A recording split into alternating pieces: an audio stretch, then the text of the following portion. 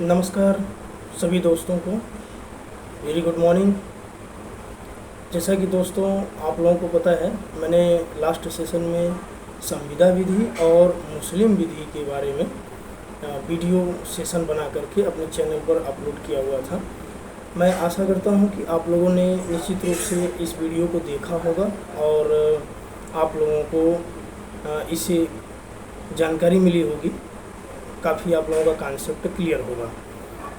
आइए आज के सेशन में हम आपको ह्यूमन राइट्स के बारे में बताते हैं कि ह्यूमन राइट्स क्या है और इसका क्या स्तर है, राष्ट्रीय स्तर पर, अंतर्राष्ट्रीय स्तर पर ह्यूमन राइट्स के लिए क्या ठोस कदम उठाए गए हैं, इसके बारे में आज हम डिस्कस करेंगे। तो सबसे पहले हम आपको ये बताएंगे कि मानवाधिकार अधिनियम 1993 की धारा 2D में, मानवाधिकार अधिनियम 1993 की धारा 2D में मानव के अधिकार को परिभाषित किया गया है। इसमें यह बताया गया है कि मानव का अधिकार या मानवाधिकार वह अधिकार है जो प्रसंविधाओं में और भारत के संविधान में जिसे गारंटी दिया गया है वह, और भारत के न्यायालयों में मानव के जीवन, स्वतंत्रता और समानता तथा व्यक्ति की गरिमा से संबंध रखने वाले अधिकार को मानव का अधिकार कहा जाता है। मानव का अधिकार, इसके बारे में अनेक विद्वानों ने अपने अपने मत से, अपने अपने विचार से परिभाषाएं भी दी हैं। जैसे एक विद्वान हैं मैरी का कहना है कि मानवाधिकार प्राकृतिक रूप से दिए जाने वाले वह अधिकार हैं जिसको किसी के द्वारा छीना नहीं जा सकता है, जिसको किसी के द्वारा वापस लिया नहीं जा सकता है। यह चेंजेबल होता है और अंतर्निहित होता है, इसे परिवर्तन नहीं किया जा सकता है और अंतरणीय नहीं होता है। मानव के अधिकार को अंतरणीय नहीं किया जा सकता है।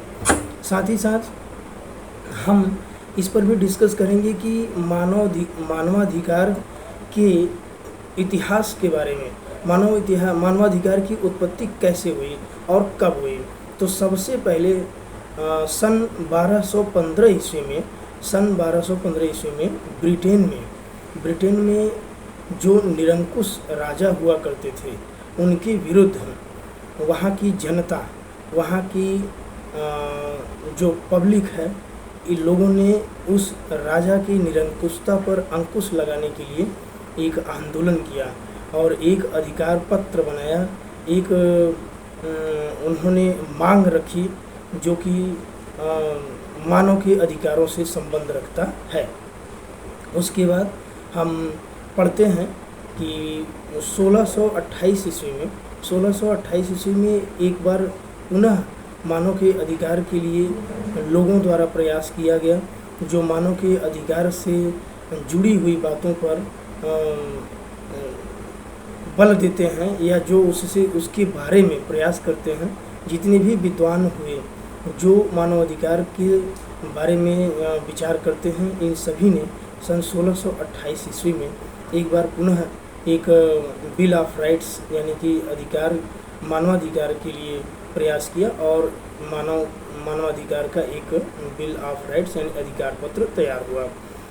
इस प्रकार से बढ़ते हुए क्रम में 1689 ईस्वी में पुनः एक बार प्रयास किया गया कि मानवाधिकार में अभी भी जो कमियां रह गई हैं, मानव के अधिकारों से संबंधित जो त्रुटियां हैं या जो आवश्यक बातें हैं जो अभी भी रह गई हैं, बची हुई हैं, उसका जो है कि इसमें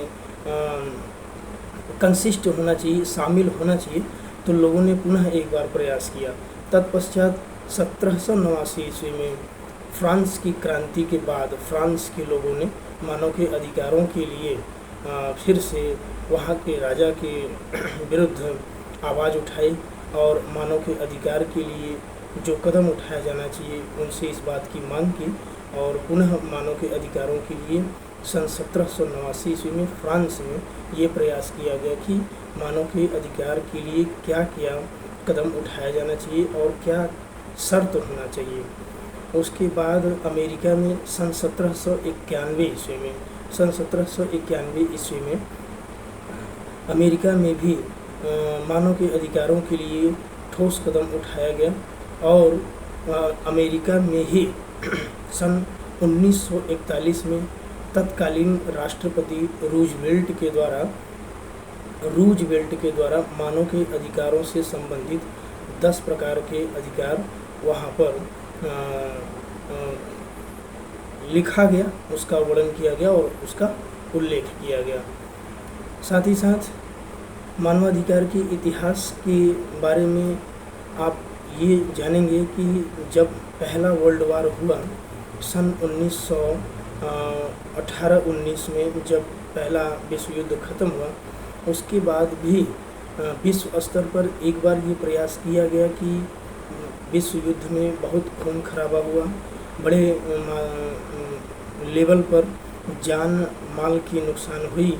तो इसको ध्यान में रखते हुए अब एक मानवाधिकार कानून बनाया जाना चाहिए जिसे मानवाधिकार को छीना न जा सके। लेकिन यह कानून उतना बल न रख सका और इस पे लोगों ने उतना ध्यान नहीं दिया। तत्पश्चात दोबारा जो द्वितीय विश्व युद्ध हुआ सन 1939 में समाप्ति के बाद सन 1948 में 10 दिसंबर सन 1948 ईस्वी में पुनः इस पर विचार करते हुए एक सार्वभौमिक घोषणा किया गया जिसमें मानवाधिकार के संरक्षण के बारे में अंतर्राष्ट्रीय स्तर पर बात करी गई। इस सार्वभौमिक घोषणा में जितने भी देश सदस्य थे, इन देशों में आपका भारत देश भी प्रारंभ से ही इनके समर्थन में रहा, अनुसमर्थन में रहा और इसके सदस्य देशों में से भारत भी एक महत्वपूर्ण सदस्य रहा।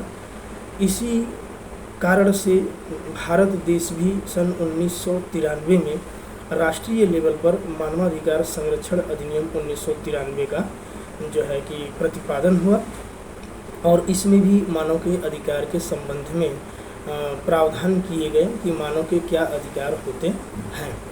मानव जन्म से लेकर के मृत्यु तक अधिकार को धारण करता है। कोई भी मानव जैसे ही जन्म लेता है उसके साथ उसकी अधिकार भी उस अंतर्निहित होते हैं। और साथ ही साथ यह भी बताना गलत नहीं होगा कि न सिर्फ मानव को ही अधिकार है बल्कि देखा जाए तो जीवों को, पेड़ पौधों को भी अधिकार प्राप्त है। भले ही वो न बोल सकें या अपने अधिकार के बारे में जानते नहीं हैं या अपने अधिकार के लिए वो कुछ कर नहीं सकते हैं, लेकिन मानव जो है वो अपने अधिकार की मांग कर सकता है, अपने अधिकार के बारे में जानकारी रख सकता है। इसीलिए मानवों के अधिकार के लिए राष्ट्रीय स्तर पर भी और साथ ही साथ अंतर्राष्ट्रीय स्तर पर भी ठोस कदम उठाए गए हैं। तो मैं आशा करता हूं कि आप लोग हमारे इस वीडियो सेशन को ज़रूर देखेंगे, सुनेंगे और इससे आप लोगों को मदद मिलेगी जो कि आगामी परीक्षाओं में आपके लिए काफ़ी हितकर और लाभकारी होगा। दोस्तों वीडियो ज़रूर देखें, सब्सक्राइब करें, शेयर करें। धन्यवाद।